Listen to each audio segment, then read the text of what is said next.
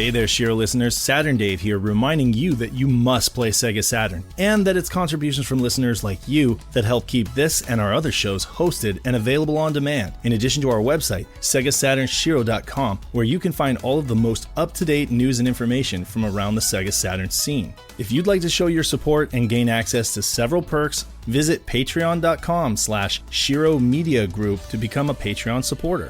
If a monthly donation isn't possible, no worries. We still value your support in liking and sharing our content on social media and joining our Discord community to become a part of the Saturn conversation. Thank you for being a loyal listener and a part of this great community. And as always,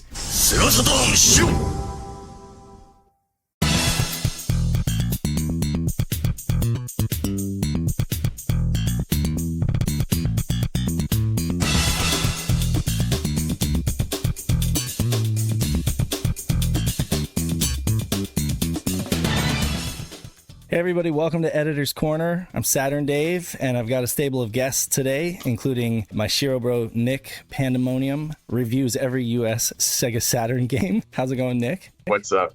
Going great. How are you, Dave? Doing great.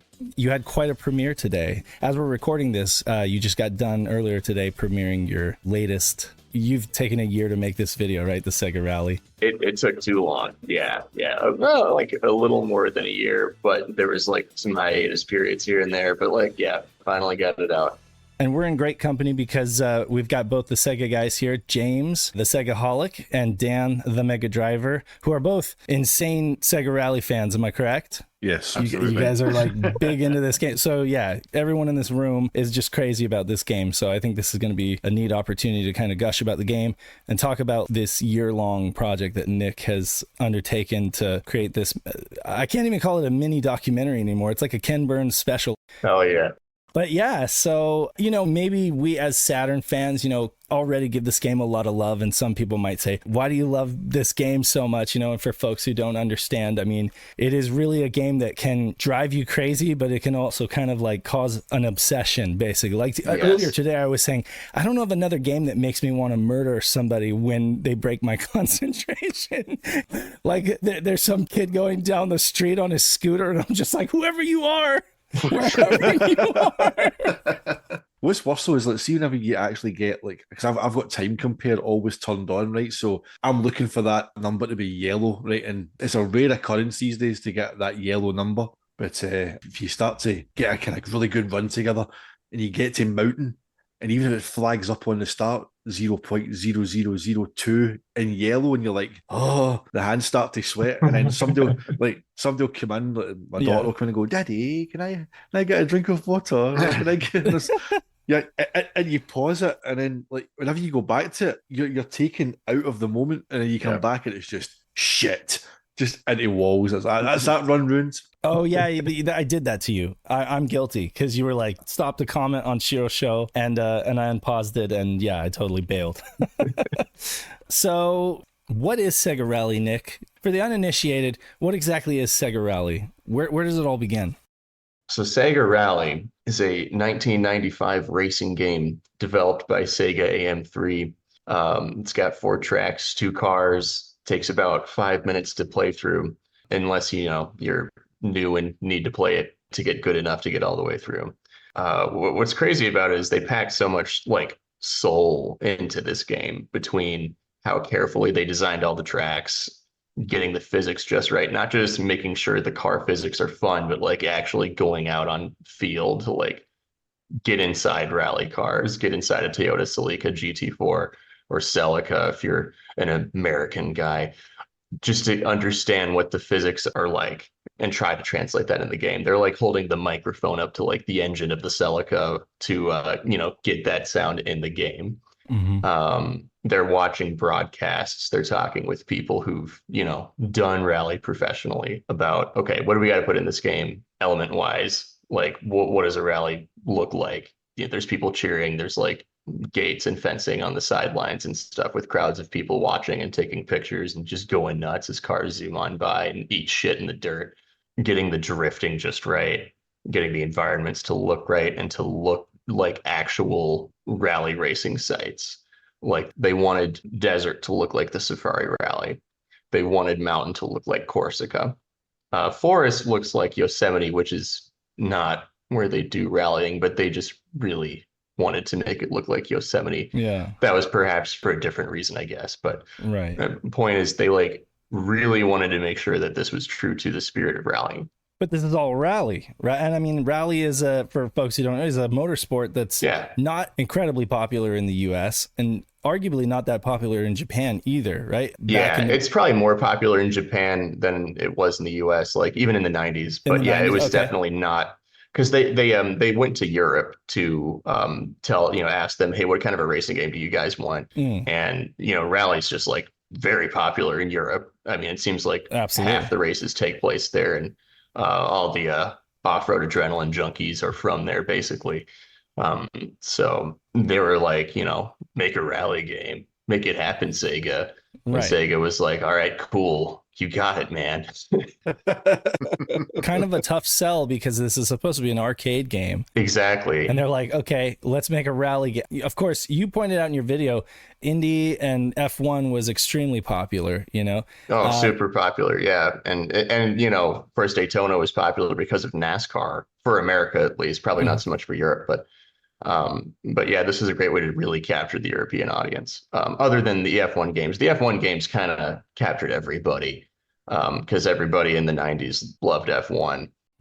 The tricky thing here is they can't like completely replicate a WRC race in an arcade game, since back at that point, a WRC race was usually like 1,000 kilometers long, stretched across multiple days.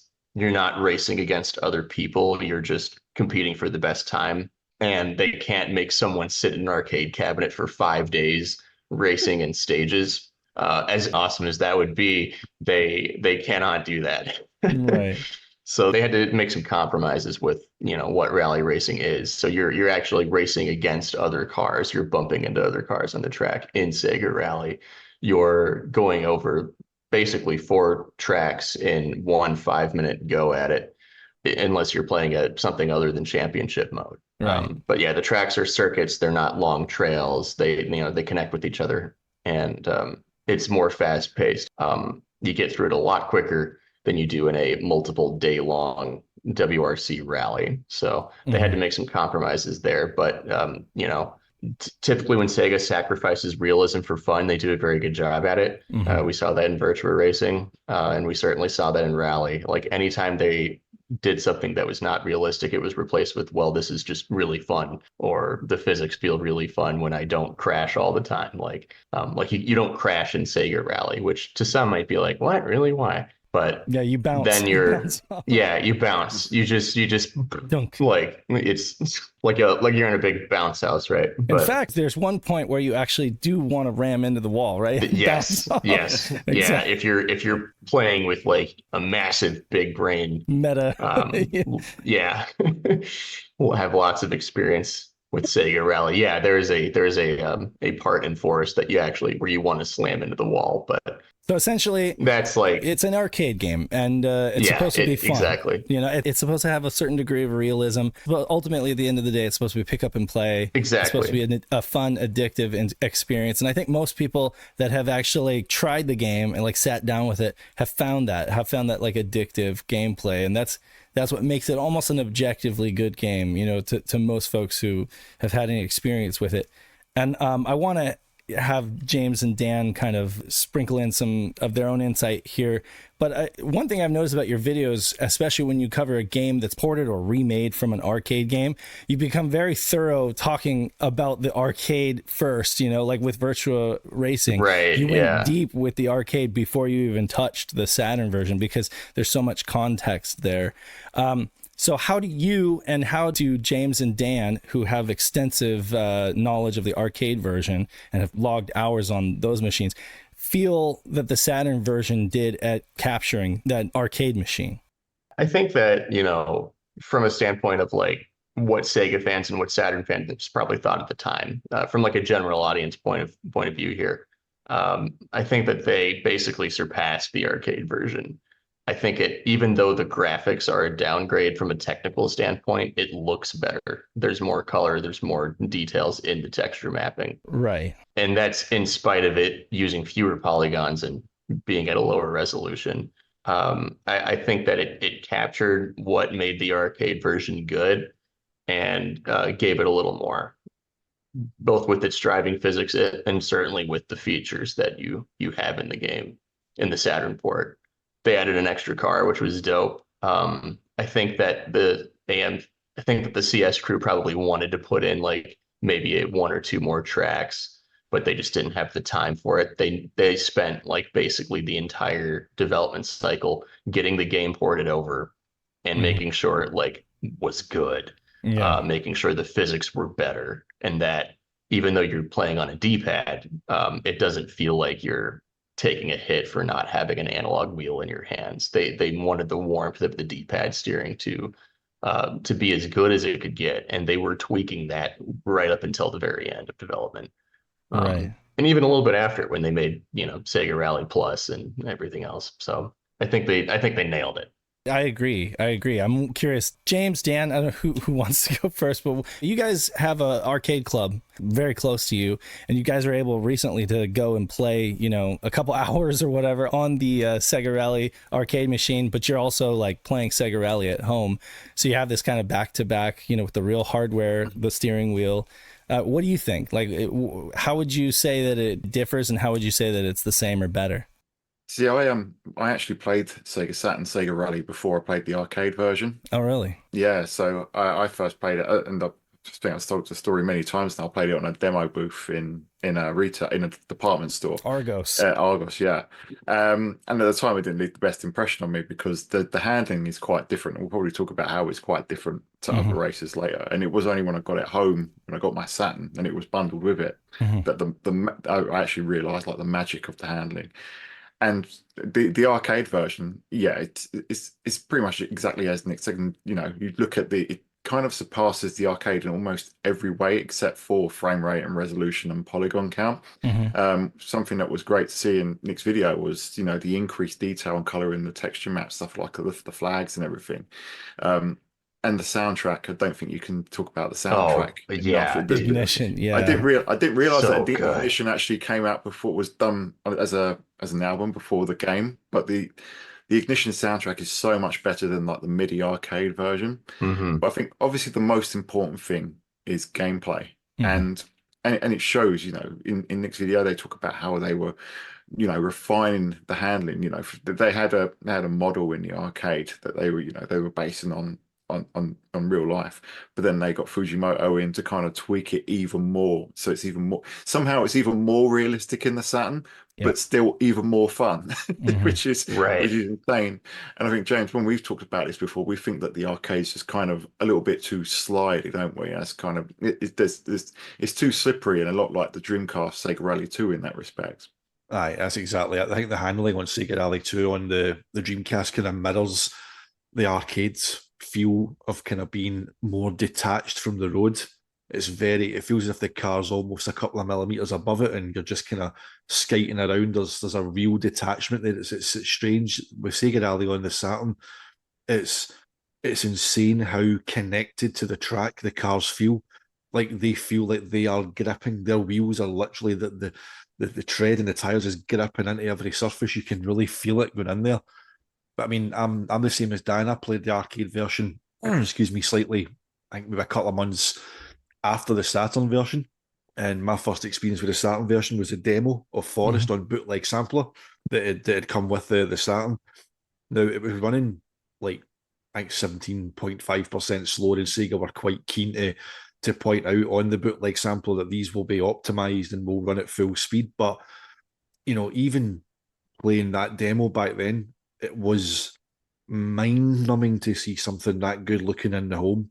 Now, bear that in mind, at a time on my uncle's Saturn where he had it hooked up, like, he'd it on like a 50-inch rear projection TV hooked up to his surround sound. So, like, you're playing Sega Rally on the Saturn. This was just like giant car model, just looks insane. Like, little birds flickering into the air, and just the level of detail on the track, the differences, the detail in the checkpoint flags above the tunnel, and you know, obviously you were missing the hairpin on the corner, the mountain on the hairpin, sorry. But, you know, everything about it just was unbelievable. Like, you know, the top of the draw distance and stuff like that as well. You know, this kind of chunk loading. It very, very rarely do you ever see Sega Rally on the Saturn loading something in. Like if you're really, really pedantic, Sure, and focus right ahead of the road rather than your car in the next turn, yeah, you might spot the odd bit of the track loading in, but it's like everything's just right there in front of you to map out and to plan. And it's whenever you then go and play the arcade version, it's like the arcade version does feel slower. Yeah, it's got that brilliantly high polygon count, and the cars look really, really boxy, and the decals on them are really sharp, and you know, but just there's something so magical about that Saturn version. The way it handles is just, again, like Sega Rally 1 in the arcades with the force feedback wheel. Yeah, it's great, captures that kind of chaotic, you know, fighting the wheel kind of experience. But yeah. how the hell Sega, and now after watching Nick's documentary, like Fujimoto, man, thank you so much for the input, because without him, it's like he's the reason why, along with the boffins at CS team and AM3, that handling, like how the hell you can feel the surface you are on under your thumb on a D-pad. It's insane. It's absolute sorcery. It's so good. Like, it's, you know what surface you're on. It's crazy. I think it's a masterpiece of sound engineering, really. Right. Because I was thinking about it the other day, and it's like, it's the marriage of graphics and physics, but also sound. When you bump a wall and the sound that you get immediately, the gravel kicking up on the undercarriage, anytime you slide just a little bit, like, they did such a good job on the sound design that it does get you psychologically thinking that you are feeling, because, you know, it's like all of your senses come together and you kind of just, you just feel it. And it's funny because you deconstruct it and I'm like, I'm just tapping away at a D-pad. I'm very disconnected to this thing, you know, and I'm like tapping left and right, but somehow I feel more connected to this than a lot of like PlayStation 2 or even PS3, PS4 racing games. It's just funny, like, how they hit on something so, just the combination of senses, you know, so good. Now Fujimoto said that he preferred the arcade, obviously, because you get the force feedback, and he just wanted the steering wheel. He wants to be in a cockpit. Right. Arguably, the steering wheel is not the way to go. He wants pedals and a wheel. Right. Some folks on the fringe are going to disagree with me and say that they like the wheel on the Saturn version of. But I've tried so many times. I want to. I just can't get it to work. I can't either. I feel like I must be doing something wrong. But no, I just don't think it works for some games. It's a Knight Rider wheel. It's like Kit's. It always reminds me. It's always reminded me of Kit's steering wheel from Knight Rider. The shape of it, right? The buttons on it. But yeah, I just knock into walls with that thing, though. You know. Aye, but the weight of the cars literally, like, goes through your arm whenever you're playing. It's so hard to describe, but you can literally feel the weight of the car going out of the D-pad up your thumb and into your arm. It's like, how are they? It's like, see if you've ever used like a MacBook or like any kind of like iPhone 7 or kind of beyond that had a home button, like their haptic feedback. Like, see this MacBook, if I press that trackpad just now, it will click, but it doesn't click. It doesn't move. It's all in the brain. It's the signals that it sends to you to tell you that it sounds like you're clicking a button, but it doesn't move. Exactly. It's the same with Sega Rally. It's like, it's almost like haptic feedback before haptic feedback. You know, it's crazy. And I mean, I know we probably sound like a bunch of old guys just waxing romantic over this game, you know, and for folks who don't really know, like, they might be like, why is this game so special? Well, so I know, Nick, I know you love this game. I mean, even last year at PRGE, first thing when we got into the room, Nick's like, I gotta like verse you Sega Rally, you know? Right. And he totally wiped the floor with me too. He got him. He had been practicing and he'd been making this video, but we're gonna have a rematch at PRGE, but you'll probably wipe the floor with me again. See, it's all moot. If we ever play against the Sega guys, they'll just curb stomp us. They'll be like, "This is your sport, baby." Well, Dan already did. James and Dan both have stomped me on Netlink, you know, so they got their Netlinks. Oh, nice. So nice. I at this point, I'm at the bottom of the rung right now, but I'm still trying. I'm the eager, just working away, grinding away at my times. So, I mean, it was an obligatory video. It's the next up in your series that you needed to do. Right. But I'm sure that you were looking forward to this one. Absolutely. But it also comes with a certain weight of responsibility because you know that Oh yeah. so many people love this game. How could you possibly do this video justice, right? You know? And you never know whether you're going to be able to get, you know, whoever to whether it's a developer or whatnot to be able to join in and even sometimes there might be somebody who knows stuff but they can't talk about it, you know, because they're under NDA or whatever. Yeah. So you got Fujimoto, which was great. You also unearthed just a ton of like existing out there in the open information, but just was trapped behind a language barrier. Can you tell us something about that process of getting all of that into English and collecting all of that information? It was very important to have all that. So, you know, there were scans of old magazines like Sega Saturn Magazine Japan, Saturn Fan, and a few others that detailed, they interviewed the developers basically on a monthly basis while the Saturn port was being made. And near monthly basis. Progress reports, how many tracks do you have ported over to Saturn? What do the physics feel like? These were trade mags or consumer, like just consumer game These mags? were like consumer magazines. Oh, wow. Yeah. Like you could buy them at the store. Japanese Saturn fans really ate well as far as like news updates on their console. And they were into like the geeky stuff. They were into like the data. Exactly. Okay. Yeah. They were into it. Yeah. And even though it was Sega Saturn Magazine Japan, they didn't really hold back if things were going, you know, not as well as they would have hoped as far as, you know, with how development is going. It wasn't totally like, we got to please Sega, right? Like they were honest. And there were a bunch of other TV shows in the 90s, like Game Catalog 2 and some others.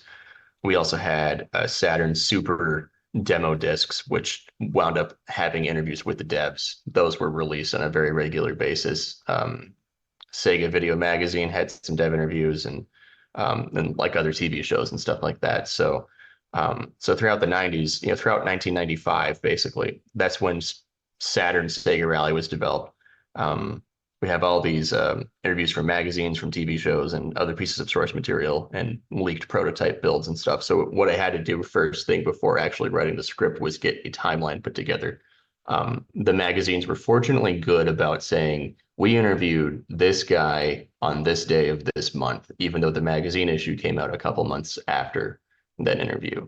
So I was able to use those to, you know, stack them all up and be able to tell this in chronological order. Okay, where were you guys at in April, May of 1995? Where was development at in August? This would be wound up, you know, combined with the events of real life rally racing, like the Safari Rally 1995. The Indonesia 95 rally that Fujimoto took the developers with him to like see what a rally event was like in the flesh. That was crammed into the timeline. And then I sort of wrote my script around that timeline, essentially. To a lesser extent, I did this for Arcade Rally too, because I needed to tell the story of Arcade Rally, because that was, you know, the genesis of Sega Rally. It's the foundation. That's where they got in. Yes, right. Exactly. Yeah, that's what they're porting to Saturn. That's the artistic creation that was, you know, made from nothing. And fortunately, like with Saturn Rally, there was quite a great deal of source material pre-existing for that too. By way of magazine interviews and TV shows and such, and other interviews that took place after the fact, where they talked about what it was like making Rally. It was important to get the timeline put together first in my script outline before I actually wrote it, and then the process of translation was just communicating with a lot of people who know Japanese and begging them to translate stuff for me. I would occasionally read through magazines with machine translation, but if there was ever a quote used in a video or a piece of information that was used, that was translated by a real person. So there's no machine translation at all in the Sega Rally video that I made. It's just that, I mean, there's probably about 100 or so pages of Japanese text to sift through. So when exactly did this all start? Regarding the timeline that you mentioned, when exactly did they get the green light and start developing Sega Rally to when it was released in the arcade? Basically, it was like either early 1994, like we're talking beginning of the year, Mm-hmm. or potentially late 1993. But Okay. it's very, very likely that it was early 1994, based on the amount of people saying it took us this many months to make it. I'm more inclined to believe it was early 1994. None of the source material had like an exact month or day put in, but like if you do the math after reading enough stuff, it's like, yeah, okay, it was early 1994. Does that mean that they were like inspired by and kind of basing it off of like the 93 WRC season? It ended up being called Sega Rally 1995 because that's when it Right, was yeah. released, right? But February of 1995. That's right. But yeah, you could say that 94, 93 WRC was definitely what like inspired it. yeah, and I mean that, of course, that was the era Group B, right? So they kind of toned it down. They wouldn't let the cars go as fast because they were having a bunch of death and crashes and stuff like that. With Group A, everything was going Right. Yeah. Go figure. They want to tone that down I a bit, mean, right? you can go fast, but if you go fast on some of those dirt roads that are really narrow, you know, you're gonna roll the car. I mean, even Fujimoto like was rolling his car even with Group B. So yeah, it was really dangerous. And 93, 94, that was about the time when the Lancia Delta was kind of phasing out and the Toyota Celica was becoming the prominent new, you know, it was rising to glory, you know, and almost like past the That was the torch. shiny new toy. Subaru Impreza was picking up. Renault and Ford were still in there. Peugeot was still in the game. But yeah, the Celica, man, Was its time in the sun. that was coming in. Yeah. Oh yeah, getting thrust into the limelight. You mentioned in your video at the very beginning, like an analogy that some artists do like multiple copies of their artwork, you know, like Warhol or whatever. Yeah. But it's true. Like, I don't know if folks can relate to this, but if you ever you're working on something in Photoshop or a Word doc or something and you don't save and the whole thing gets wiped out, you're forced to do the whole thing over again. Mm-hmm. But the second time you kind of almost have like a bit more insight and you are able to think about it a bit more and think, okay, well, since I have to do it over again, what more do I want to add? How do I want to refine it, you know? And so they got a unique opportunity to be able to completely remake this game for a different piece of hardware. You know, they probably would have ported the source code if they could, but you said that the hardware was too different, right? So they just basically had to kind of rebuild the game from scratch. Their logic is that the Model 2 hardware was too different from the Saturn hardware. So they, you know, even though they very clearly had access to original source material, they felt that it was better to just start over. They wanted to just start from scratch. Do you feel like learning that provides some possible insight backwards to virtual racing, to their decision to make those guys just make virtual racing from scratch? Like, do you think maybe that it just came down to a similarity there where it was like, oh, well, the hardware's too different. Can you guys just like remake the game? That I'm not 100% sure, but because, you know, with virtual racing, they're going from Model 1 to Saturn. And I think it might have just been a convenience factor. You know, Chuck Tolman, when I interviewed him for the virtual racing video, he didn't, if I'm remembering this correctly, he didn't seem to know why they didn't provide a source code or if Time Warner even wanted it. But yeah, you know, Sega just felt it was better for them to have an arcade machine in their office and say, all right, here you go for it. I've heard from other people who work in the industry, you know, since that virtual racing video came out, and some have said, man, the source code probably would have helped them out a lot. It would have made it feel more like the actual game. But then there are others who are of the thought of, if you have the source code, you have to learn someone else's coding style. You have to learn what they put together and then figure out how to bring it over. It's easier to just start from scratch. In some cases, it's easier if you can just start over and not have to worry about that. Especially if someone has messy code and you don't want to have to sift through it. I'm personally not a programmer. I'm just describing this how others who do know have described it to me in interviews and such. But yeah, I'm not sure if that was a factor, but certainly, I mean, in the interviews, they all said to multiple people that they were just too different. They couldn't do it. I gotcha. Dan, James, you guys watched the video, right? Oh yes. Oh yes. What are your thoughts? Initial playthrough? Have you watched it a couple times? I've watched it once, and then I did try to tune into the premiere because I watched it obviously early access, Right. and then I tried to tune into the premiere last night, but yeah, there's a lot going on, so I didn't manage to watch the whole thing again.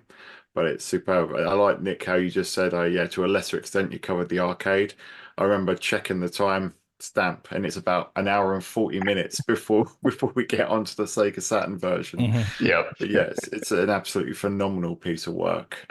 Thank you. You know, it's amazing, and just that and the virtual cop, just absolutely outstanding videos.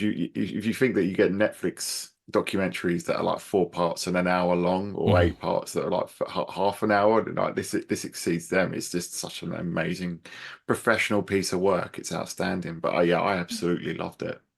Thank you, Dan. I appreciate it. Glad you liked it. I'm glad the nerds like it. I'm glad the rally fans are, like the really hardcore rally fans liked it. So Lit a fire. Like I said, as soon as I got off that video, I'm like, man, I got to get my times up. I got to get my times down. It really is what it is, because I haven't picked it up for over a year. Did a lot of Sega Touring Car in the meantime, some Daytona.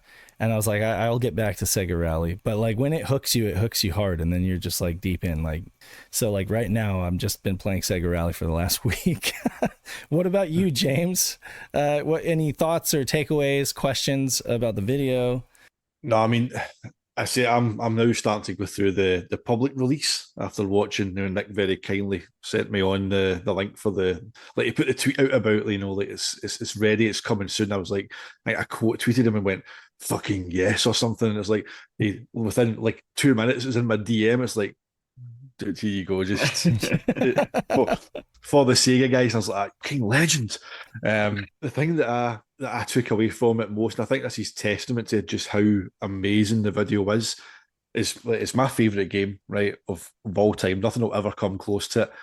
And somehow I'm watching this, and I know it's not for me, it's for the community, but it hit every single nerve with me personally as like a massive Sega Rally fan. Like, I felt as if Nick had made that video for me. And again, the delivery, everything about it, learning things about the game, the development, there was just so much in there. Like Dan said, you're watching it, and the arcade part's like an hour and 40 odd minutes, but at no point while watching it did I sit there and go, I'll just get to the Saturn version, man. Like the kind of the build up, like the way it was scripted, the way it was laid out, the format of it. Like the intro is just sensational, man. The music choices, the footage of the Safari Rally, and because like it starts with that kind of the music builds up, and then you see the car just coming into focus, and you're like, yeah, that intro is hype. That intro is hype. You got it's so good. The little kids in Africa running over the road. They're just like looking like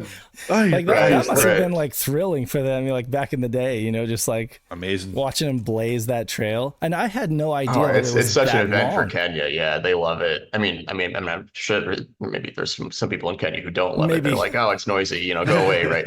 But yeah, I mean, you can tell it's very much like an annual festival for them when Safari Rally comes to town, right? Like there's a lot of people there who just super duper get into it. So, and I mean, it's a long course. It's a lot longer than, so yeah, they distill it into like this tiny little experience on the arcade and the Saturn. But I mean, in reality, you're not going up against opponents, and it's a trek. It's like you don't even go in a circuit, right? You start at point A and you work your way to point B. Yeah, so you definitely hyped us up with that intro, which I think you used quite a bit of that for the trailer, to get folks excited. Yes, and then it just like an hour and 45, just taking us through the arcade, and then onto the Saturn port, which was the recreation or the rebirth of this game. And the fact that they went on like this Pacific Coast tour for fun and for fun and for research. They went on so many trips. Yeah, that's crazy. Like they kept burning up Sega's money, man, with doing those trips. It was awesome. Like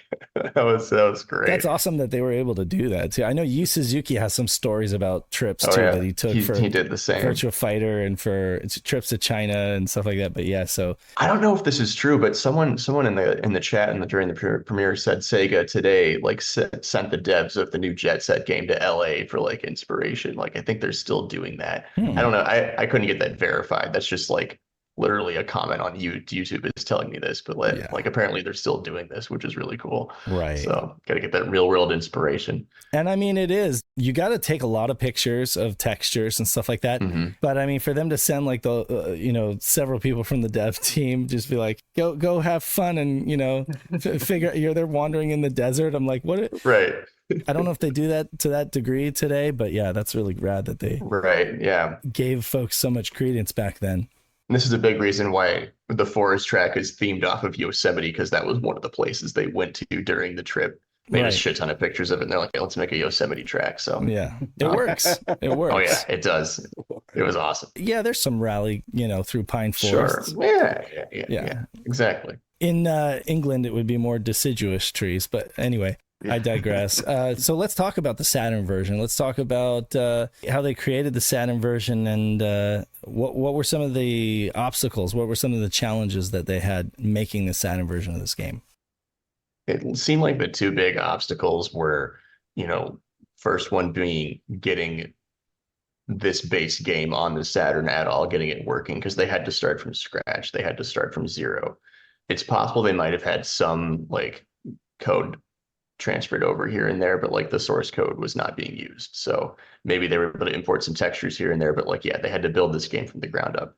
The second obstacle was time.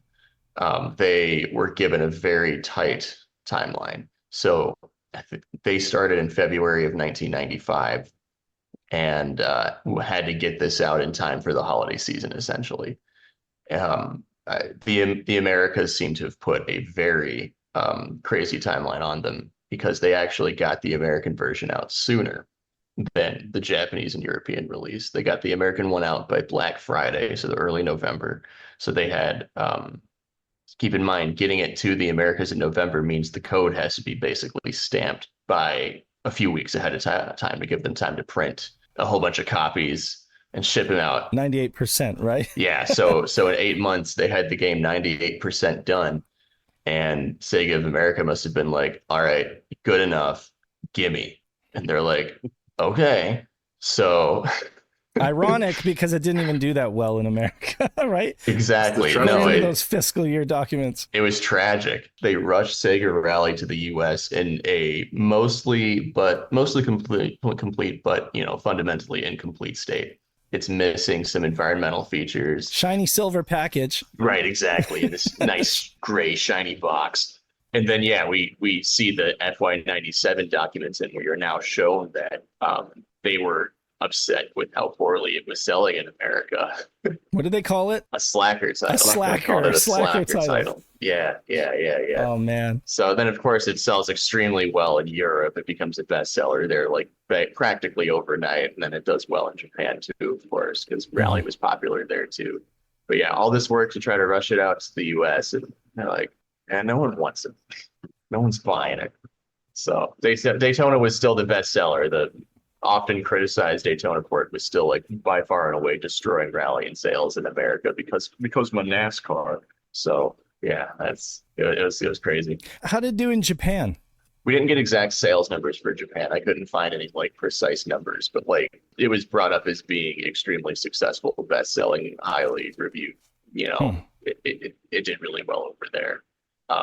So well they got like an exclusive plus version of Sega Rally. Basically just a slightly upgraded version of the game with optimized 3D pad support. That did come to the Americas, but it came to the West as the Netlink Rally. That's how it got over to, I'm pretty sure Europe got Netlink Rally, and if so, it was Sega Rally Plus. So no, we never got that. That's it. Okay. At least it's complete, right? Exactly. At least you guys got the complete version. Yeah. And it's optimized. Case on the Saturn. Very well optimized. It is. So when you guys play it, you're not missing anything, right? It's basically like us playing a 60 hertz version. Am I right? It's still 25 hertz because it's obviously a PAL. It's 25 frames per second. But even though it says on the box that it's 30, it's 25. It's 25. But The thing is, in terms of speed and gameplay, it's pretty much nailed on. It's almost indistinguishable. Yeah, I mean, I've watched like the world record set with the PAL copies of the game. You know, it looks the same to me, so that's crazy. Like they really were able to like fine tune it. You can get, I believe, faster times with the PAL copy. Likewise with Daytona, because Sega's first party titles on Saturn were heavily PAL optimized, but obviously they weren't up in how many hertz it was, because it wasn't possible to put like 60 hertz switches in like they did with Dreamcast. So like the code is artificially sped up. So the clock timer still moves at normal speed, but the game is sped up so that it feels the same as the NTSC version. But if you look at the slight variances, like I think Sharka did like a Daytona time challenge as well, and like people that were on the PAL copy were getting a time, like, and the people who were doing the NTSC version, they were shit hot players as well, but like the PAL times were considerably faster in places as well. So really, I think you can get like slightly faster times on the PAL version just because of the way that the game is sped up. It's not the hardware that's actually running at the same speed. They've just kind of leveled it out via code. Yeah.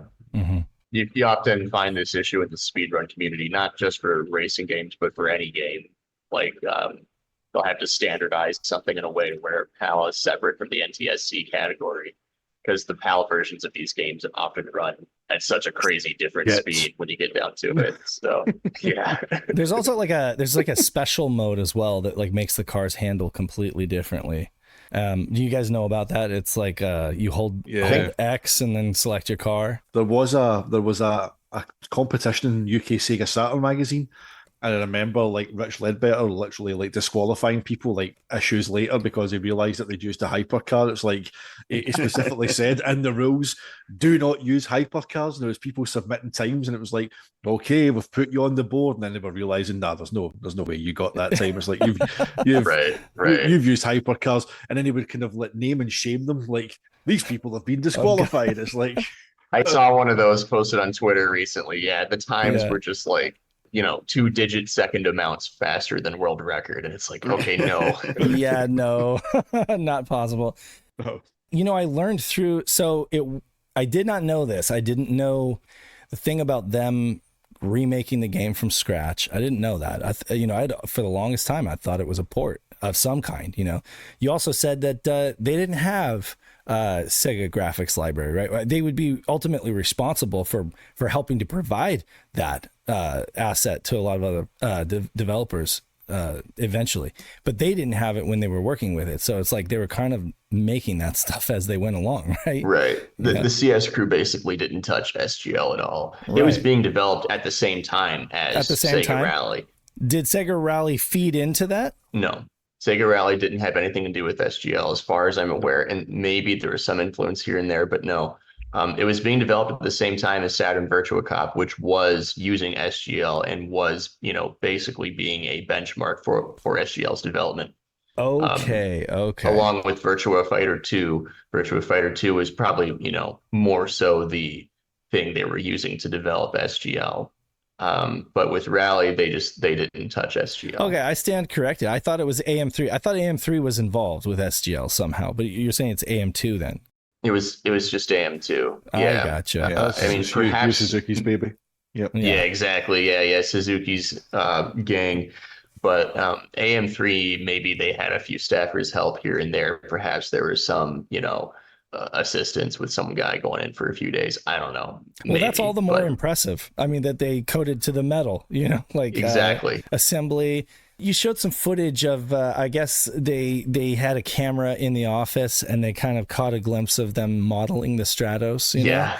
What do you know what software that was? Was that like Stratovision I 3D or something like that? know. You don't? Oh, okay, I was wondering. No. I couldn't see in the, it's too low resolution, but I was like, I wonder exactly. What, I tried to find out too, and I'm just like, I'm not good enough to know this.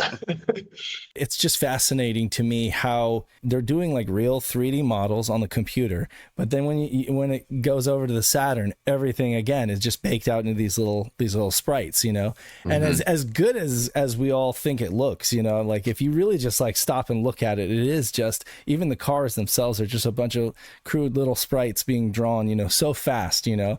I mean, in motion, it looks brilliant, you know. But yeah, like just moving slow and everything like that, you can definitely see like everything is just kind of a rudimentary little sprite, but you put it all together and you move it really fast and it just looks amazing, right? Yeah. And that just speaks to just how good the Saturn is at pushing sprites very, very quickly, like a lot of sprites really quickly. You even have the little dudes on the side of the road hopping up and down.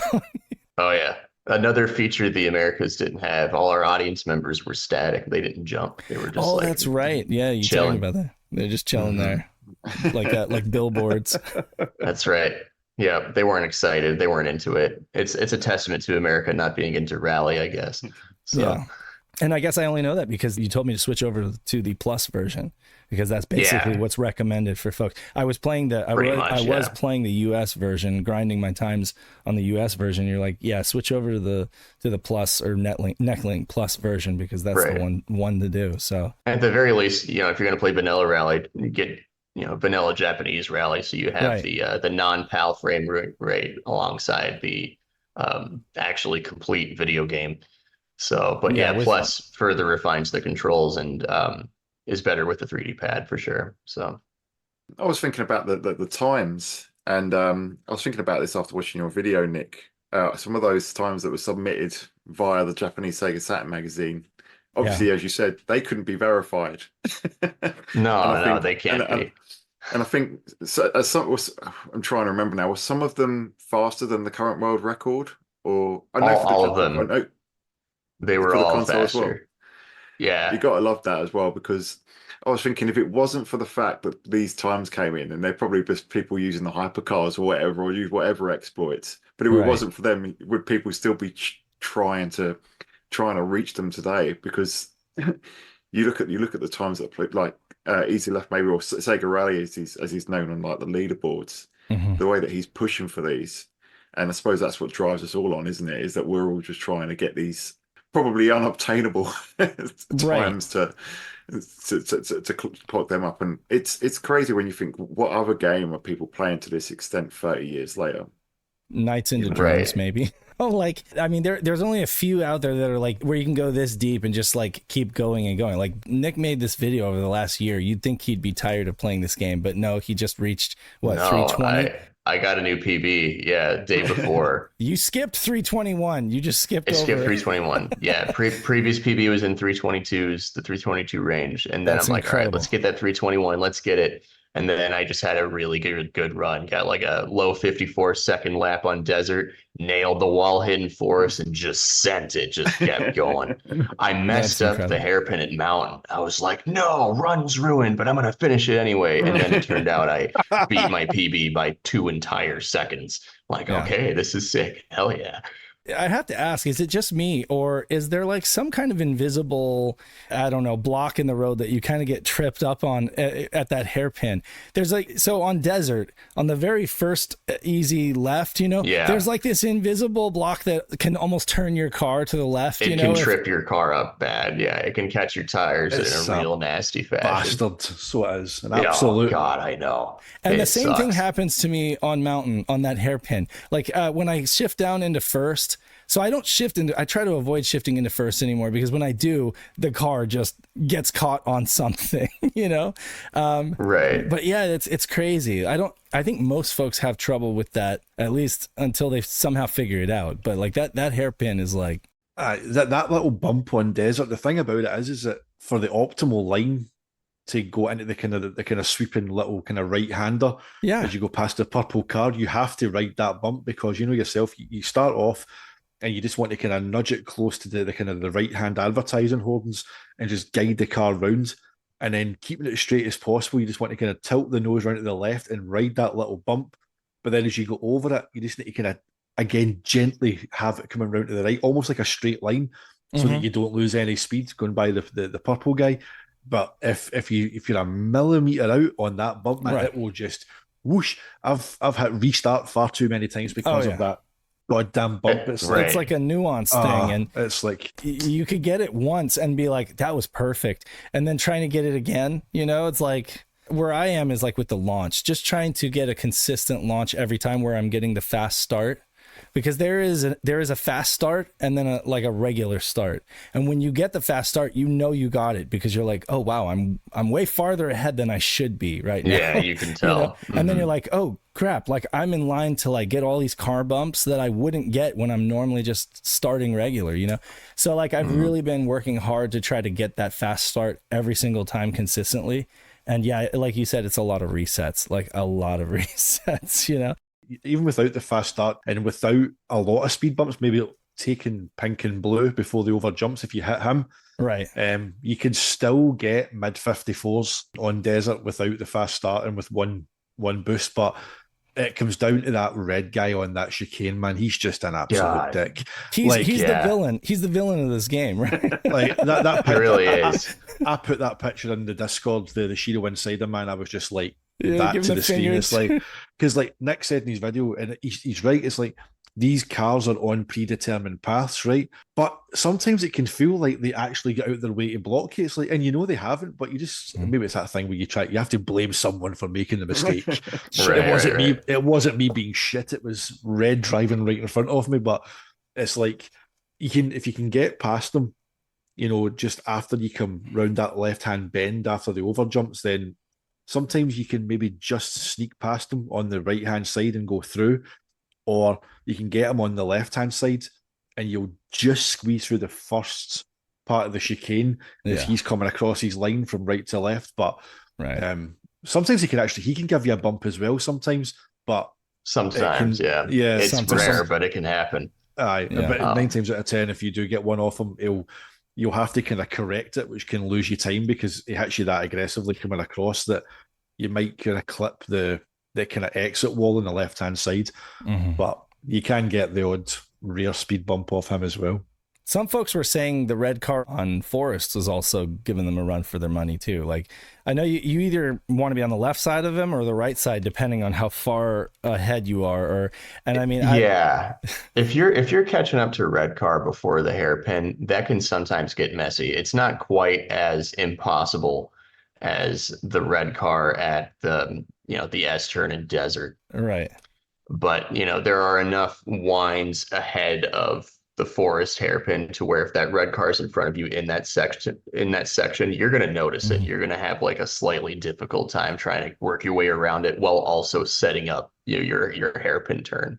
That guy kind of sucks. I think the desert red car is worse though, by far.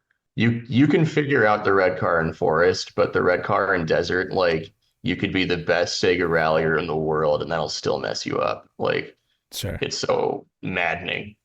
You're your own worst enemy, really. At the end of the day, like, bumping shit just screws everything up, right? Like, you don't want to hit things, and every time you do, it knocks off like half a sec. What is it? There's an actual number, right? Is it half a second or less than that? I'm not sure if there's an actual number that gets knocked off when you bump a wall. Okay, so somebody put on GameFAQs an actual number, but I'm not actually sure if that's true. Like, it's probably close to accurate. Like, I'm sure you'll lose roughly half a second of time if you hit a wall, like just through loss of speed, but it probably varies a lot based on where you hit. And I mean, once you hit one wall and you lose concentration, it can just quickly get away snowballs, from you. Yeah, and then you're just like, well, that was the best run of my life, but I'm restarting again, you know? Right. I mean, see, in the video as well, Nick was talking about like favorite corners, and he was saying that his favorite one is that left-hander when you come out of the tunnel on Forest. Oh, it's money.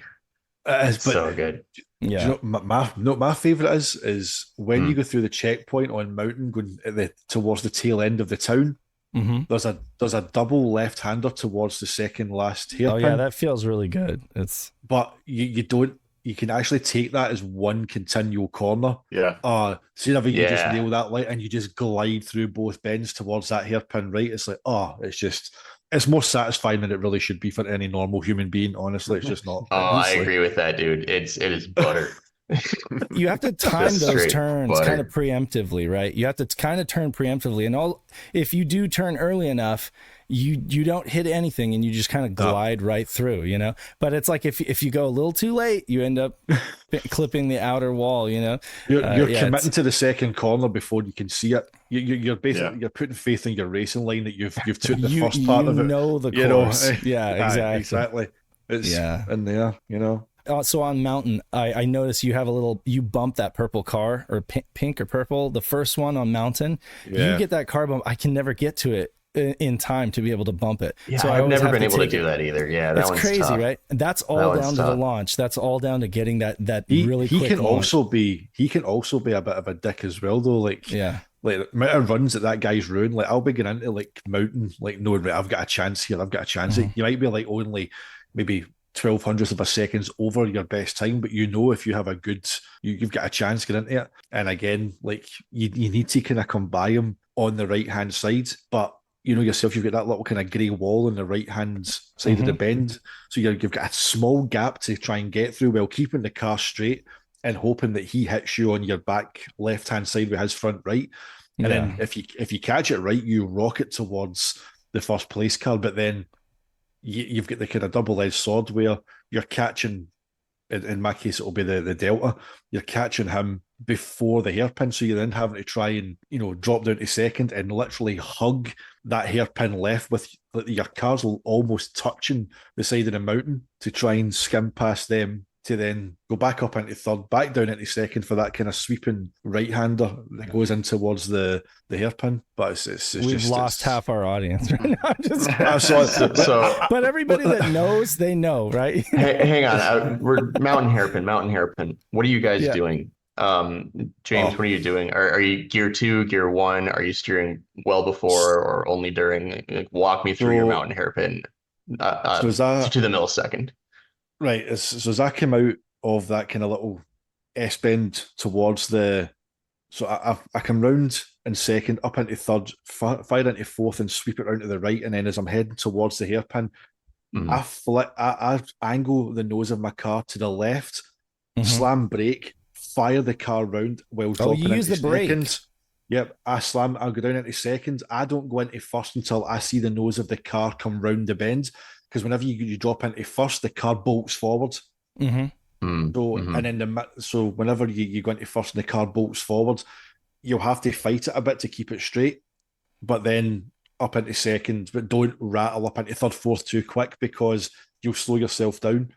So like, some people get quite excited whenever they get that kind of first gear boost round the corner and they go, oh, and then they batter up into fourth, but you're going to lose time because you're going to, if you drive a car, you know yourself, you go into fourth gear too fast, your car's going to fight you. You know? You need to. Your car's going to throw a fit. But then you instantly come to that sweeping easy left, which in itself, you've got to kind of slide the car round and drop it into third. You take that in fourth, the right-hand side of your car is going to smack that wall. You're going to lose time. Right. So you need to kind of drop it into third and sweep it round. And then as you feel the car naturally straighten up, heading towards the kind of town area, then smack it into fourth, and then you'll get your boost into the town. So... But also, it has to be said that you passed the guy in first place long before, so you don't have to contend with him at all on that because he hasn't caught up to you yet. That's a problem that a lot of folks have is they'll try to concentrate on that hairpin, and then he comes and screws it all up because he smacks into the back of you. Yeah. It takes it on 2 wheels. These guys take it on 2 wheels, man. It's what are they even doing? I don't think they slowed down, do they? No. It's like they're on a rail. Like it just like they're on a like a railroad track. It's insane. Getting that first car bump, that purple car bump, and rocketing past him, it sets you up for success on that hairpin where you can just focus on the hairpin, and the rest is just memorization. But yeah, like that, having to contend with that on top of the gearing and stuff like that. But I didn't know that you used the brake on there, so that's interesting. That's the only corner in the game where I actually will use the brake button. everything else is gear shifting. Right. But for that one there, but I find that if I very quickly flick the nose of the car out to the left and then hit right on the D-pad as I hit brake to fire the car round at the same time is dropping down into seconds, and that brings the car round. You should be hugging that wall with the right-hand side of your car and then just as you feel it straighten up down into first to get that rocket, and then back up into second straight away, and then gently up through the gears to get you towards that kind of sweeping right-hander where you're coming back down to third pretty quickly again. But it's like, as you say, like, people will be going, what? Like, we're talking about these tracks. Like so to sum it up, we're talking about arguably the hardest part of Sega Rally. Like this is the culmination of all your skills, but it's at the very end, and it can completely botch your entire run if you get this wrong. And the timing is essential. So you do all that crap that James just said, and you have to get it exactly right. And if you don't, then you have to restart everything, because again, I mean, you could keep going and just log whatever time, but I mean, when this is a battle of milliseconds and you're trying to beat your best time, you're just like, well, there's just no point in crossing the finish line. You might as well restart. The final hairpin left on mountain can also be an absolute dick as well. Like, you can be like sitting there with a yellow number ready to beat your best time, but that final hairpin can be deceptive, because if you take it too wide on the right hand side, there's a little grey wall that just juts out as you straighten up. Right. And that's caught me so many times. Like you're seeing that yellow number going into the kind of last one. We're going to do it within the last turn, and then you just somehow take it a wee bit too wide, and as you straighten up and come out, you can catch that little kind of, it's a grey wall, it just juts out on the last kind of little part of the track before the straight to the finish line, and it can catch you. I have good news. Our friend Bo Bales, a hacker reverse engineer extraordinaire, is trying to build us a version of Sega Rally where the practice mode dumps you into basically the arcade version of the track with all of the opponent cars on it, so you can actually practice. So, like, for example, it would dump you into Forest in ninth place, and then it would dump you into Mountain in third place. Right. So you're not, getting dumped in at a low position. It's if you are playing optimally. If you were playing optimally, so that we can all practice, because that's one of the things you just can't do. The only way you can practice arcade, and for folks who don't know, arcade is the mode where you have opponents on the track. Rally, you don't usually have opponents, but with the arcade championship mode, you have these opponents, and they kind of change everything. Like James was saying, they're on predetermined courses, but they completely screw up your racing lines, and force you to take different approaches. So they can be used to an advantage with like car bumps, but either way, you have to contend with them. And the only way to practice is to basically play through the entire, arcade mode. And if you screw up, you have to go back to the beginning.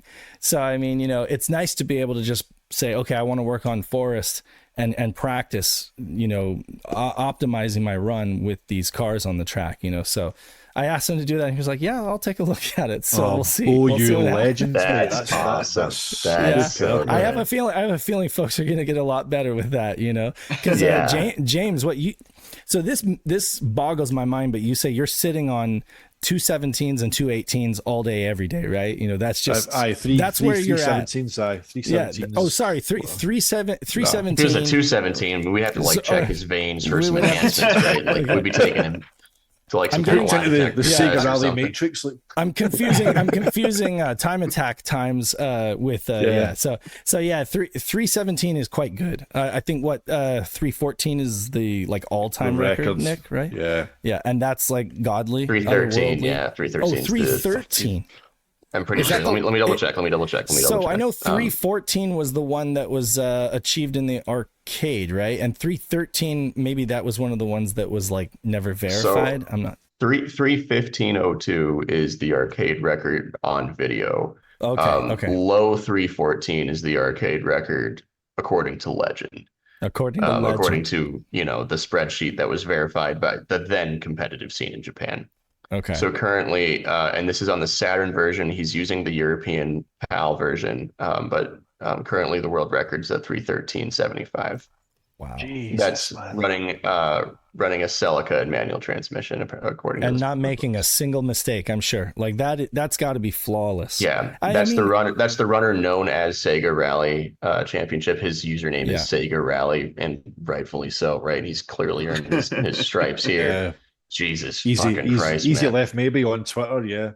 Yeah. He's got a few other usernames, but they're all Sega Rally centric names. I mean, if you look at what he's doing, it's easy to believe. You're like, okay, this looks like a pretty flawless run, I've got one on there as well, I think, if I remember. I think I'm at 5th or 6th or something now, but I've got one on there as well. And I What's your username on speedrun.com? I think Oh, it's is it still just Segaholic?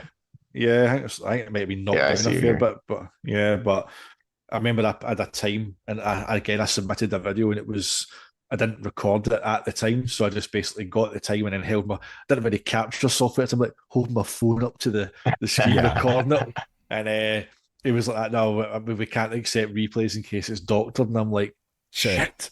So I had Yeah. to like So- sit there and do it again. So James, if you filter just the Sega Saturn runs, you're 7th place right now in at 318, 660 or 66. yeah. So Mhm. yeah, I think I can move up a place or two on that at least. Hopefully, I might need. you could. Yeah, if you recorded a 317, that puts you in 5th or 6th, one of the two right now.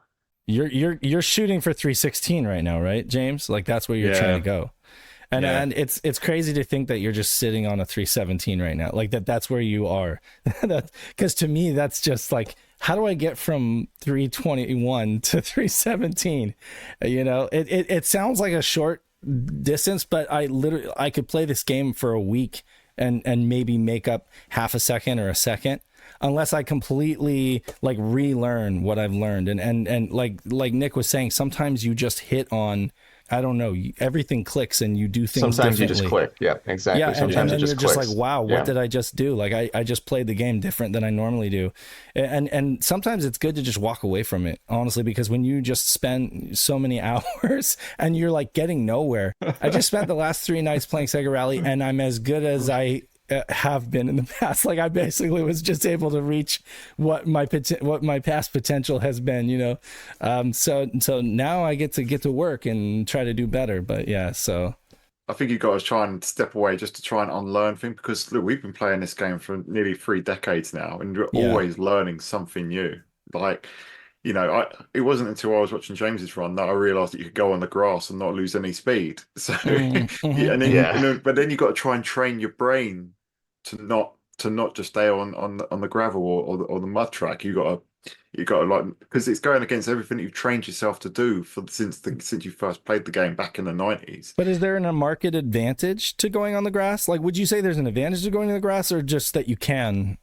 It depends on where you are. Okay. Yeah, Desert, at the very last turn in desert, if you ride that bank on the left in the grass as your approach to hook your way into the very last long corner, that can help you out. Are you able to drop into it? Can you like drop Yeah. into that bowl without bumping? Because I can never do it. Like I've seen folks You're take talking about the bull at the end of the turn, desert. or Yeah, where you come up over and there's the grass. I've seen folks do it without any kind of slide or any kind of bump, but I just don't know how they do it. it depends on how you take it. That one's just tough. And then in forest, at the first like really easy corners, if you're hugging the wall in the grass, that'll help you out quite a bit too. Yeah. So Oh, yeah. I'm not sure if it's on forest, like that kind of sweeping right hander. I'm not sure if because I started taking that line after watching Easy Left maybe Sega Rally's videos, and it's like, is it a speed advantage because the grass is slicker, or is it just because it's a straighter line than I think it's staying just on that, yeah. because you're Straight not line. on the tarmac constantly bending round, you're just kind of and again, if you watch people's little wheels on replays, and like Dan used the word when we were talking about it, it's like, James, your wheels are always wiggling, like, and you should always, if you watch some, if your wheels they'll always be twitching, because you'll always be correcting. And I think that's the thing with Sega Rally that new players do, is the controls. You don't, this is what I was saying to Pat, because I sent Pat a message the other day talking about it as well. He referenced the 5-minute voice message. It was meant to just be like a 30-second one, and it turned into me walking him through corners. But like, you don't need to be really heavy-handed. I think people see like long, easy right, and they think they have to drift round it. Or you can just very subtly, just tap the D-pad and just keep readjusting the wheels. It's the same with the over jumps in desert as well. Like, it depends on the angle that you hit each one. Your car can be sent in different directions, but you should always be, you take off from one, adjust your wheels in midair, so that when you land, you're basically setting yourself up for the line you want the car to take the next one. So you're always readjusting your wheels, even though it's in midair. You think it's not doing anything, but it's having an impact on when the car lands, where it's going to go when it hits that mud dip on the over jumps. I have a question for Dan, actually. Okay, so I'm incredibly biased toward this game, and I admit that I'm not at all objective. But you mentioned not liking the game at first, or not, it didn't click with you, right? And my brother-in-law is a huge car guy, like fixes cars, tunes cars, drives cars, loves car games. Forza and Gran Turismo and stuff like that. And I told him to get Sega Rally, and it didn't really click with him either at first.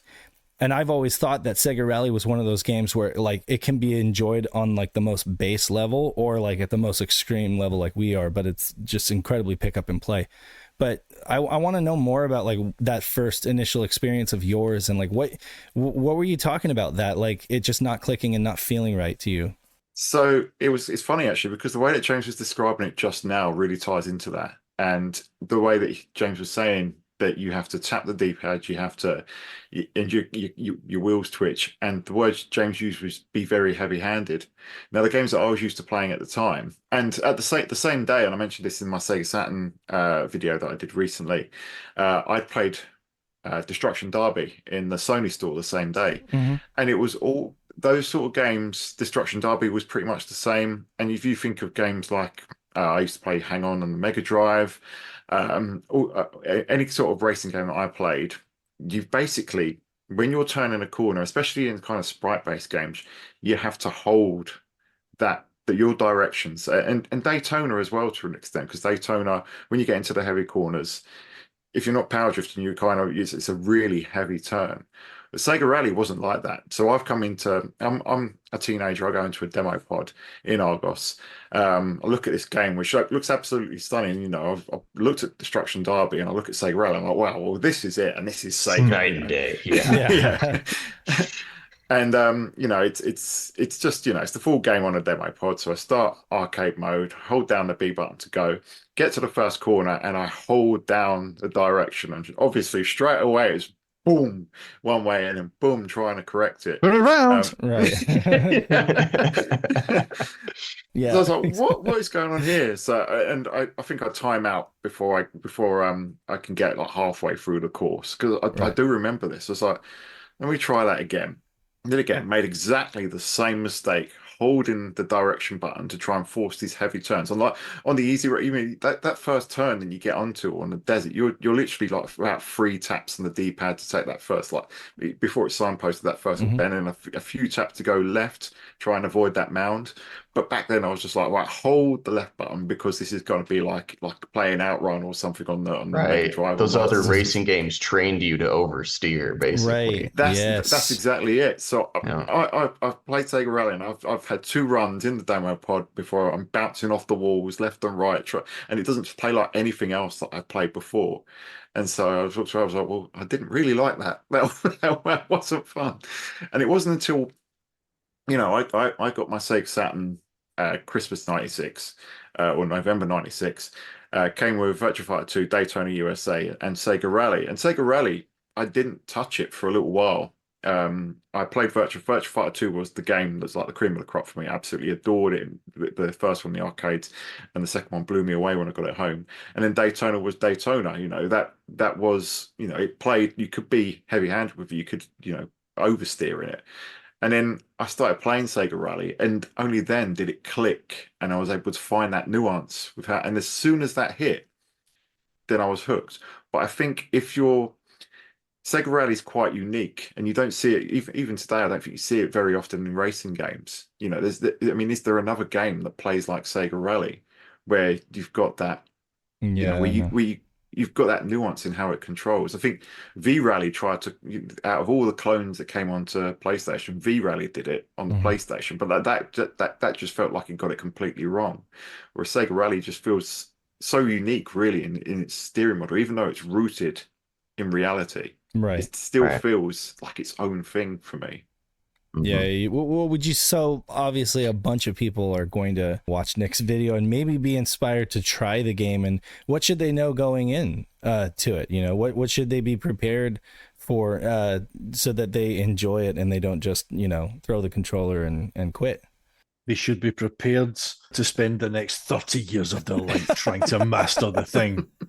And when you start shaving seconds off your time or milliseconds off your time, there is no other greater game joy in the world. yeah There's nothing. Right. It's a drug. Once it gets its hooks in, it is in its own way. Yeah, it's when it gets its hooks in, but don't let the handling at the start kind of put you off. Persevere with it, learn it. I think what was interesting as well in Nick's video is that Fujimoto said that he felt the Saturn version was like a simulation. See, for the fact that he says that, but it still plays like an arcade game. That's insane, because like the handling is very nuanced. It's very rooted in reality. But the physics of it are it's incredible that they've managed to keep the fun of an arcade game, but blend it with the handling of a simulator, but it doesn't feel like a kind of everyday kind of like Forza Motorsport or Gran Turismo where you have to tweak this and tweak that and dampeners up and cambers up and down and all these kind of daft things, but there's just a lot of nuance to the handling. So that's all I would say to newcomers to it is, find out what view you come into turns best with. Might be first person, might be thirds. You'll probably change back and forth. Maybe for some courses you'll prefer one view. You might choose third person on desert, first on forest or whatever, but just stick with the handling. Learn the courses. Yeah. And whenever Bo brings that build out, man, just practice. That'll be immense. Sega RPG fan Joe, who's also really into Sega Rally, and I think he's 319 right now. He's respectable. Yeah, he's 319. He's earned his stripes. He's good. He described the difference. He's in a salty spittoon. Yes, I got to catch up to both of you guys, Nick and Joe, and James too. But I'm not thinking about James right now because he's way too far ahead. He's just way too far ahead. I don't see James right now. But he described the difference between the Delta and the Celica, because here's another thing. You're either like in the Delta camp or the Celica camp, right? Or maybe you're on the fence and you like both. But I mean, you definitely got folks fighting over, which car is better. And ultimately, I think they both have their strengths and weaknesses. Delta really comes down to oversteer and Celica comes down to understeer, right? And it's like, that's how Joe described it, basically, in the end of the day. And then he noticed that he's able to pretty much get the same time with both cars. And it's just tiny little adjustments, But yeah, pick your pony and run with it and just try to stick with it and practice is really, I prefer the Delta. You guys prefer the Celica, right? Pretty much across the board. Yeah. And I mean, Celica, it's a classic look, definitely much more 90s than the boxier kind of 80s, hot hatch. But I started on Delta, like that was my car at first. Yeah. And then once I started learning manual and I figured out gear drifting, I found that the Celica in manual was just better for me. Better for you. Yeah. So, but the Delta car is currently the winning car.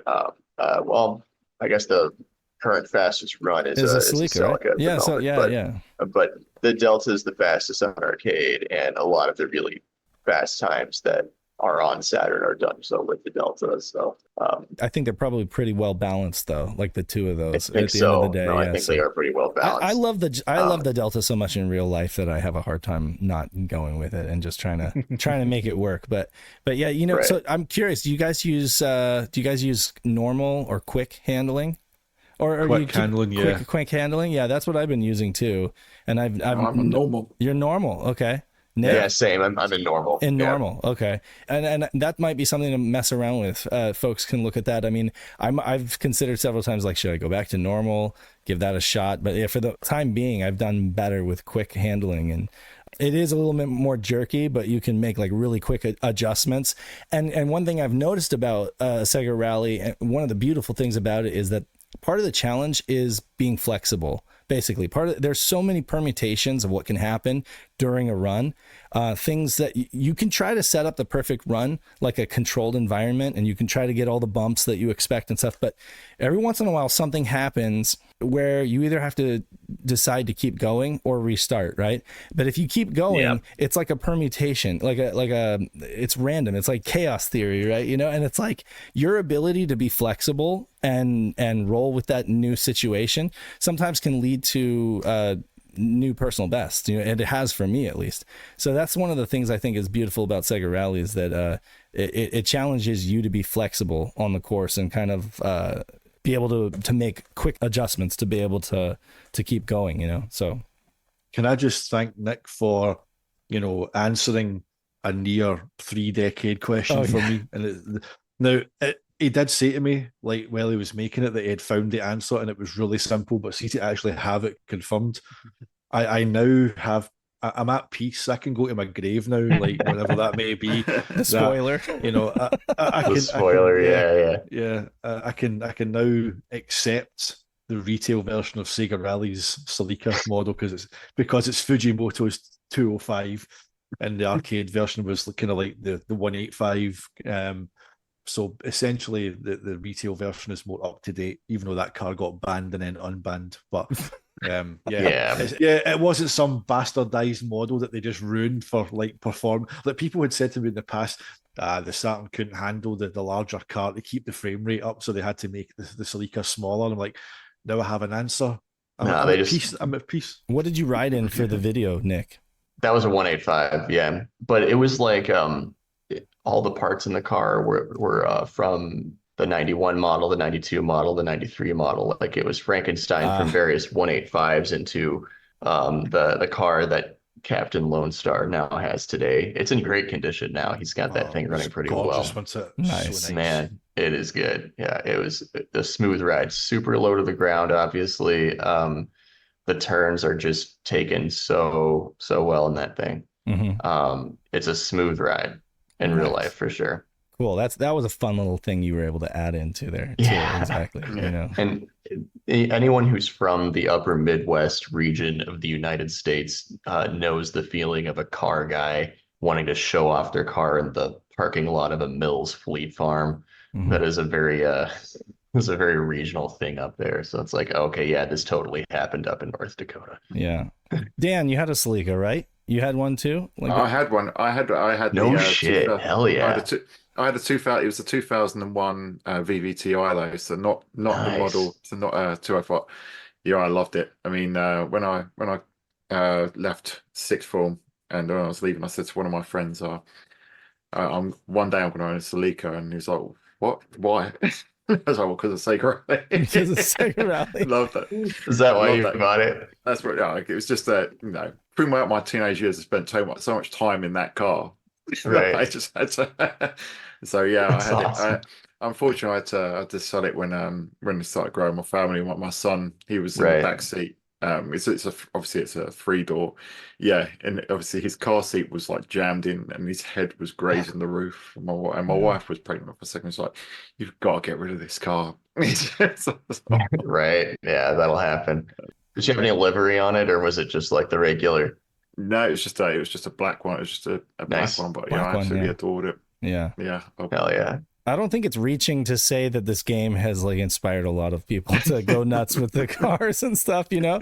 I mean, Oh my God, yeah. He mentioned that, what was it, Suzaki? Or who was it that said that they... Mizuguchi said that he Mizuguchi. contributed to Toyota sales. Yeah, he says he's pretty sure he did. And here we have living proof that There you go. at least one Celica was Oh, yeah. bought because of Sega Rally. Well, Tom Charnock had two. He said he got two of them. You know? Did he So, really? yeah. We were on a podcast recently, and that's how I knew Dan had one. And it was like, yeah, that's crazy, man. you know. And That's awesome. a lot of folks have got their Deltas too because of Sega Rally. Like, you know, Yeah, people got some Deltas. I mean, and those things are crazy expensive now. Like the market is entirely gone. God, like I if can't you, imagine. you'd sooner be able to buy like a GTR, you know, or something before you could.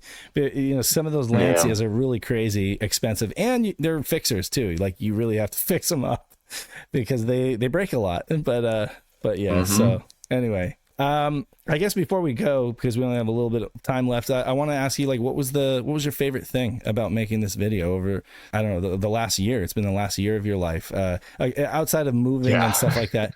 Making this video has been like your day-to-day like reality, and this has been like what I've been doing when I get home every day. Yeah. I mean, there was a hiatus for sure. The job hunt, moving, the process of moving and unpacking and getting settled in. Like I did not work on this video for much of last year because of that. But that's a huge change too, you know, so. Yeah, exactly. But I think the best part, you know, once I had the timeline set out, once I had the script fleshed out, was finally seeing it all come together on the video timeline. Oftentimes people who make these videos say that editing is the worst part. It's monotonous. They hate it. For me, it's usually my favorite part. And that was certainly the case here. Like seeing it come together on video, and being able to tell the story of Fujimoto and his career, how that blended with the incredible story of Sega Rally's development. I mean, I can't think of another game that had a development cycle quite like this one, where there was so much realism applied to it, but not the elements of realism that would take away from the fun, not ruining racing games like Gran Turismo. Just kidding to all you Gran Turismo fans out there, sorry, but but like it clearly they put so much soul into this game. That's true. It's incredible how much they packed into what really amounts to a 5-minute racing game. You can beat this in like the snap of a finger, but there's so much in it, and there's so much replayability. It's so incredibly well designed. Yeah. Seeing it all come together on the video editing timeline was probably the best part about it. Like finally being able to be like, okay, this is how this plays out. This is how I envisioned this, and it's playing out the way I envisioned it. Like, this is great. Matching it up to the music was fun too. I had a lot of fun with the music in this episode. It was awesome. The music was an amazing part of it. Yeah. Shout out to Random. So put together some original tracks. No kidding. That kid is talented. Dude, his stuff was so good. He actually got a job recently in video games. He got a gig. Yeah. He's getting it. And you know, my personal favorite part about the whole thing, I think, is just how well you were able to tie the narrative of rally sport, you know, and the story of Fujimoto in with the game, and just how it was seamless. And folks, I hope folks go away with that takeaway. Like, they have to realize that when it comes to video games, like you've got stuff like Knights, right, where they were hugely inspired by Cirque du Soleil, right, and other games like Crazy Taxi, or I don't know, there. A lot of Sega games, there was a lot of field work and a lot of research, right? And a lot of inspiration. They went outside. There was a lot of grass touching going on. And Sega Rally is one of those games that just has like this very rich history of rally sport and a lot of drama and suspense in real life that feeds into the developers and the game and everything like that. And you just did such a great job tying it all together. Even better than I thought that it would be. So you exceeded my expectations. Yeah, that was my favorite part. Dude, going through the rally racing broadcast, I want to mention this. That was a really, really fun part of this. The WRC records are very well kept, very well documented, and they put numbers on the side of the cars, which made it really easy for weirdos like me in the future to find out, okay, Fujimoto drove this car in this rally, and I can see because this number's on the side of it. The rally racing broadcasts were so well recorded and kept online. So there's so much rally footage to go through, and watching it all. It was such a unique sport back in that time period. It was so much fun to watch all of those. Like, I would be sitting there editing, and then I'd be like, you know, sitting there sipping my beverage or whatever. A half hour goes by, and I'm like, oh, whoops, I accidentally just fucking watched the whole thing. Like, I'm just sitting here watching rally racing. What am I doing? I'm supposed to be editing this video. But it's so interesting. Yeah. Like, not just rally racing. You're watching like 90s rally racing. Yeah, exactly. It's man, to have been there in that time must have been awesome. Like, to be like a rally racing viewer in the 90s must have been sick. Like, I was shitting myself literally during that time period. And I was also in America, so that didn't because I was a baby, right? Like, I wasn't old enough to soak all the rally racing stuff in. Yeah. And being in America doesn't help either, because they don't really show rally in America. But yeah, that was awesome. I went on a vacation in the UK, and we went through Yorkshire, and there was a bed and breakfast. This guy Adrian, he ran the bed and breakfast, and he was like the biggest rally fan that I ever.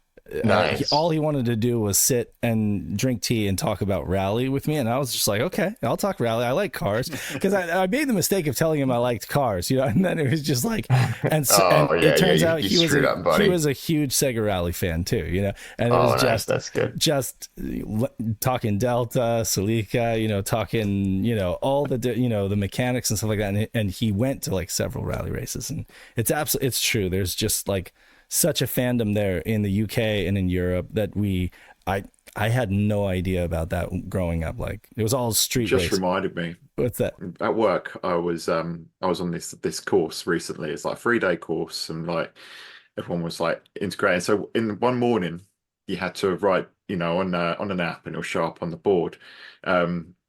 What's something that you enjoy? So I put retro gaming in, and I didn't think they were going to come round and ask everyone after.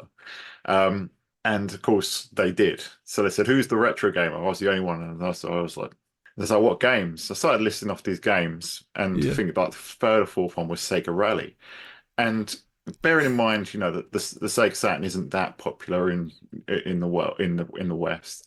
As soon as I said Sega Rally, about 3 or 4 people went, "Oh, Sega Rally!" Just like this, there was just like this reverence to it. And then so I was just like, "Yeah." I'm so glad I've got a few Sega Rally. Felt validated.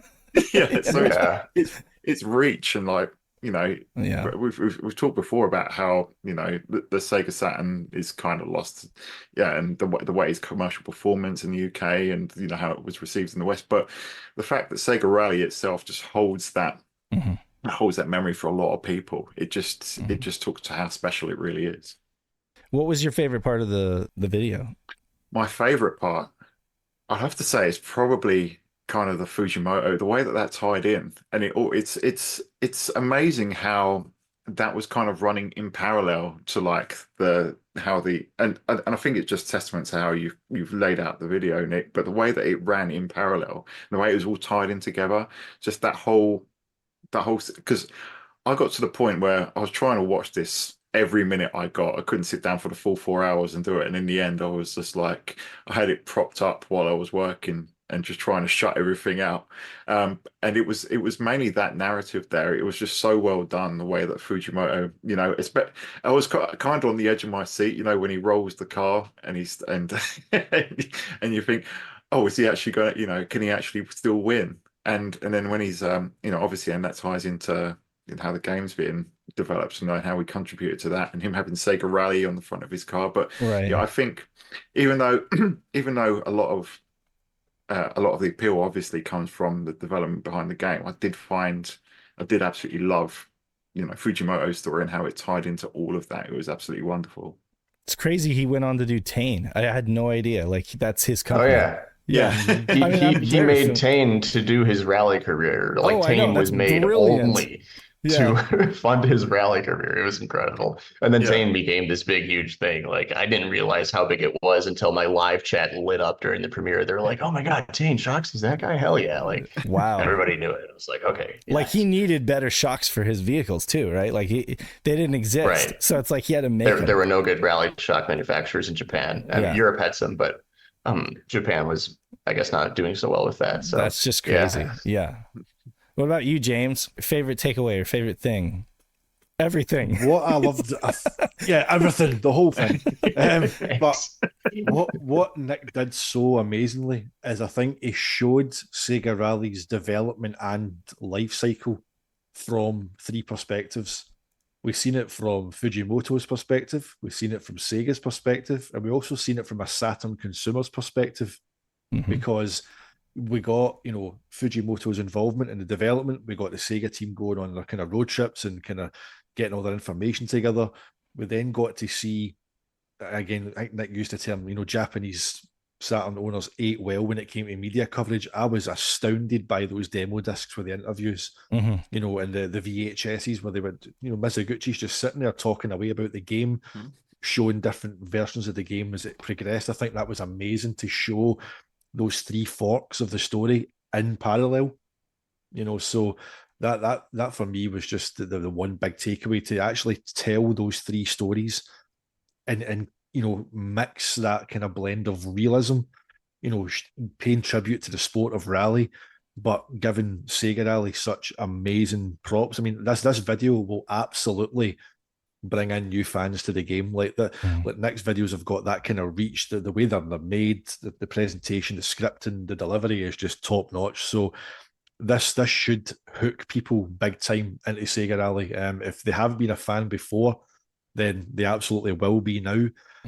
For people like myself and Dan who have been playing this game since we were teenagers, I just want to kind of say, Nick, thank you so much. I said earlier that, it wasn't made for me, but it felt like it was.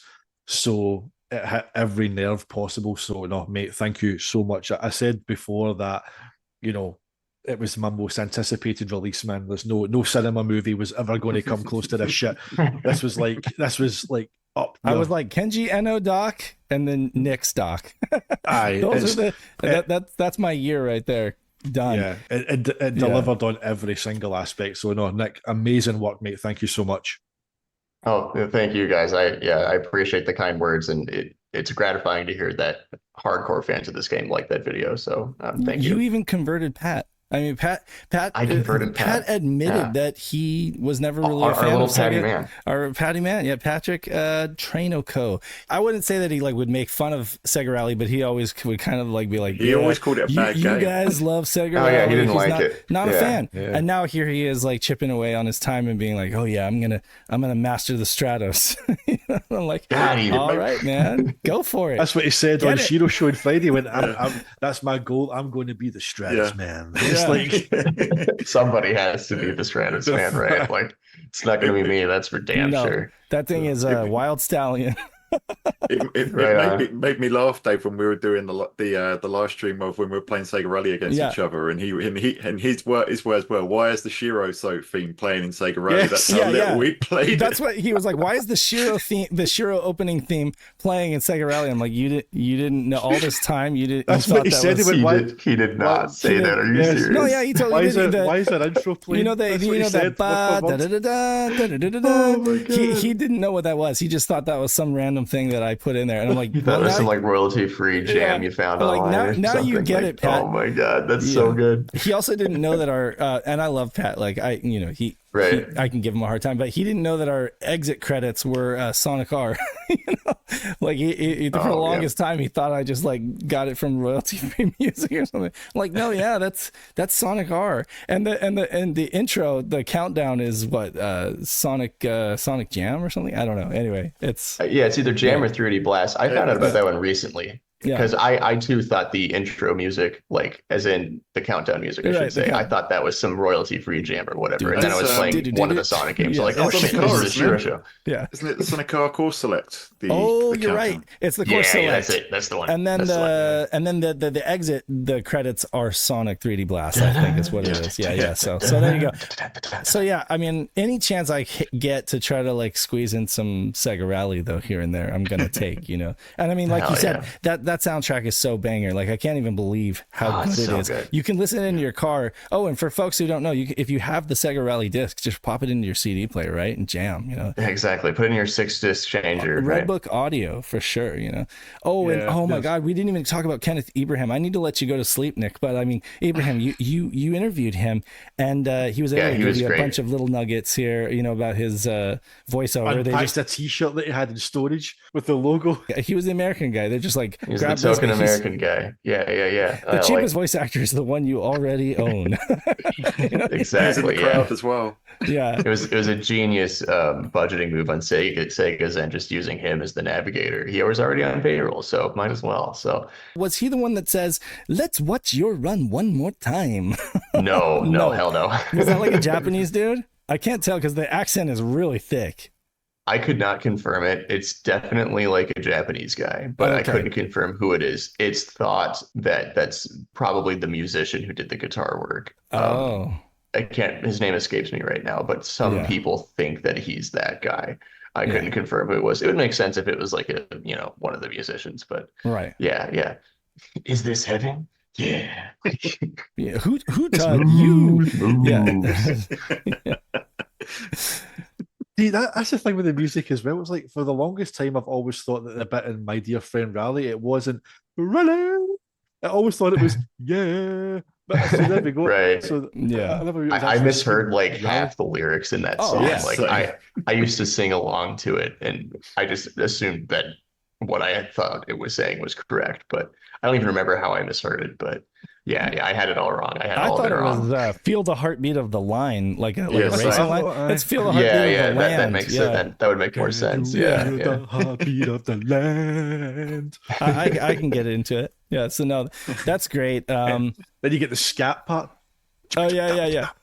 Then he goes, now race. Right.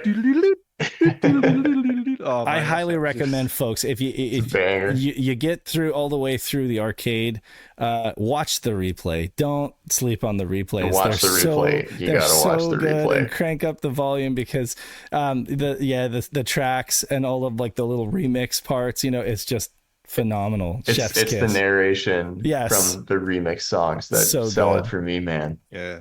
Mhm. Just don't put the CD in your car if you're going to McDonald's drive-through in a 1.2 Corsa like I did, man. Because like it just you hear conditioned reflex kick in, like you start shifting gears like a madman. Mhm. It's like you Yeah, hear my you're gonna power gearbox drift go- out of that drive-through in like That's a it. record time.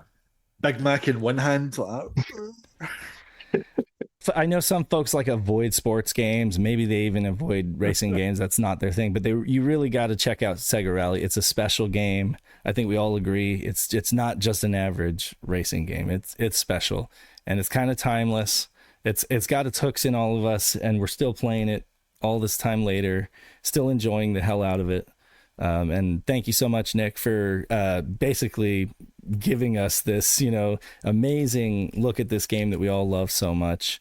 It was incredibly cathartic. I was looking forward to it for so long. So Hell yeah, absolutely, and thank you all for having me on the editor's corner first off. But it's great to hear that people like the video, that people who have been playing this game for 30 years felt like they got something out of this. Like I was worried that there'd be a lot of people who just know everything about Rally already. I worry about that with like pretty much any video I make, but it seems like everybody got something out of this, even the hardcore people, and that's always gratifying. It's always rewarding. Really makes doing this stuff worthwhile. And again, I'd be remiss if I didn't thank Yoshio Fujimoto, Ken Ibrahim, and Captain Lone Star for just agreeing to be interviewed at all. I also got a list of the translators up here. Cool. I just wanted to go ahead and credit them real quick. So Greg Lackerware Moore, who's known in the scene for helping with Bulk Slash and the Stellar Assault translations. He did all the video subtitling. Like 95% of the video subtitling was him. Peter Malik, our own SHIRO homie Dave, he helped with some French translations because there was a lot of French source material. Nice. And then other Japanese translators, Alyssa Bells, Fabu, Gilberto, Random Cat, Joel, and Sam I Am from stuff that he had translated in the past that was used. So couldn't have done it without those people. I don't know Japanese. Nihongo hanasemasen. So yeah, right. Can't do that yet. And then, of course, big thank you to all the people that did voiceovers. Dave, you were one of them. So it was an honor. Yeah, it was great. And Random for the music you mentioned before. Oh, yes. And Random did some kick-ass original tracks. Those are linked in the video. So if you want to listen to them without me blabbering over them, you have that option. So and I'll link them here his into the songs podcast as well. are just so good. They're sick. Yeah. So if you haven't yet, go watch Nick's video. It's amazing. I think it'll make you at least consider Sega Rally if you've never played it before. And if you love Sega Rally, it's just going to be awesome. It's just going to give you more and more Sega Rally. And there's nothing wrong with Sega that. Rally stuff is just a plant. This video is really to get more people to play Hot Wheels Turbo Racing. Hot Wheels Turbo. Oh my God! Talk about the most random insert, right? I thought you were going to mention it, but no. Then you went into like a mini review. so good. Well, now I want to play it. Such a good game. I actually haven't played that game. Yeah, no, that's crazy. Jason Steele, Film Cow, he told me he bought the game to stream immediately after watching the Sega Rally video. Yeah. Nice. Well, that's another victory right there. Ching. Well, thanks, Nick. Thanks, Dan, James, for joining us, and thanks to everybody who supports SHIRO and who supports Panda and the Sega guys. Go play some Sega Rally. This has been Sega Saturn SHIRO and the Sega Guys reminding you that you must play your Sega Saturn. You must play Sega Rally. And we'll all catch you. We'll catch you on the Sega side. Is that how it goes? See you on the Sega side. See ya. Cheers. Later.